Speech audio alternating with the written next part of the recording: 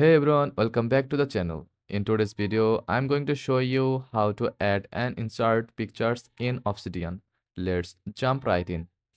To insert a picture from your computer, make sure the image is in your Obsidian Vault folder. Once it's there, type your file name in your note. Replace with the exact name of your image file and it will appear in your note. To insert an image from the web, type this and replace with a description of your image and with the actual link to your image.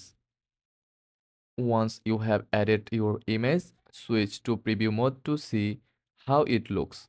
Your local or online image will now be displayed right in your note. And that's it. Adding and inserting pictures in Obsidian is quick and easy. If this video helped, make sure to like and subscribe for more Obsidian tips. Thanks for watching.